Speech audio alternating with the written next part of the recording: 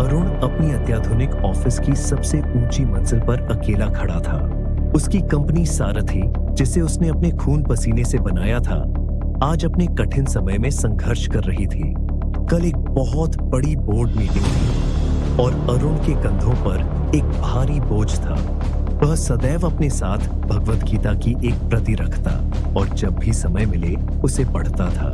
आज अधिक परेशान होने पर वह गीता के पन्ने पलट तो रहा था, पर मन में चल रहे तूफान के कारण उसके शब्द उसे शांत नहीं कर पा रहे थे। तभी उसे अचानक लगा कि कोई उसकी बातें सुन रहा है। वह पीछे मुड़ा तो देखा कि साक्षात प्रभु श्री कृष्ण खड़े थे।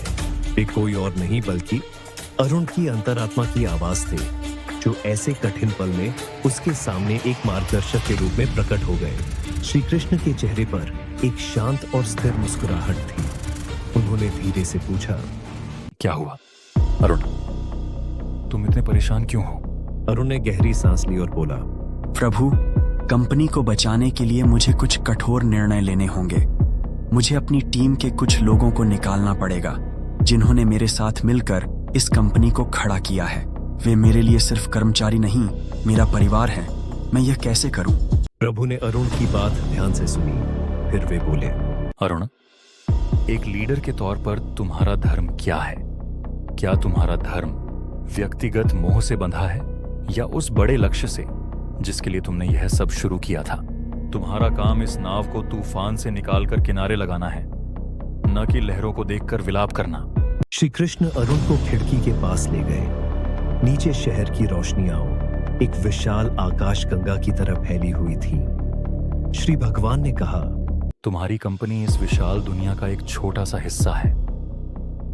तुम्हारे निर्णय का असर सिर्फ तुम पर या तुम्हारी टीम पर नहीं, बल्कि उन हजारों लोगों पर भी पड़ेगा जो तुम्हारी सेवाओं का उपयोग करते हैं। अपने मोह से ऊपर उठकर उस बड़े चित्र को देखो। श्री कृष्ण ने आगे कहा, तुम्हारा अधिकार केवल अपना कर्म करने में है, उसके फल पर कभी नहीं। इसलिए फल की चिंता किए बिना मोह और भय को त्याग कर केवल अपने कर्तव्य पर ध्यान केंद्रित करो।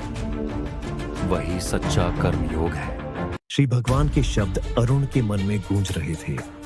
ये वही शब्द थे जो उसने गीता में कई बार पढ़ रहे थे, पर आज अपनी अंतरात्मा की आवाज से सुनकर उसे उनका असली अर्थ समझ आया।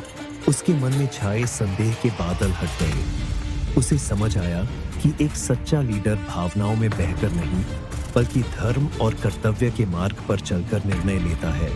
अरुण मुड़ा और उसने प्रभु की आंखों में देखा। धन्यवाद प्रभु, अब मैं तैयार हूँ। मैं अपने कर्तव्य का पालन करूंगा, परिणाम चाहे जो भी हो। उसकी आवाज में अब कोई डर या संकोच नहीं था। भगवान बस मुस्कुरा दिए, जैसे वे यही पहले से ही जानते थे। अगले दिन बोर्ड मीटिंग में एक नया अरुण था। वह शांत, स्थिर और आत्मविश्वासी था। उसने बिना किसी हिचकिचाहट के अपना मुश्किल लेकिन जरूरी प्लान सबके सामने रखा। उसकी आवाज में दृढ़ता थी और उसके तर्कों में स्पष्टता। कुछ महीने बाद सारथी फिर से सफलता की राह पर थी। अरुण ने एक बेहतर और समझदार लीडर के रूप में कंपनी को नई ऊंचाइयों पर पहुंचाया।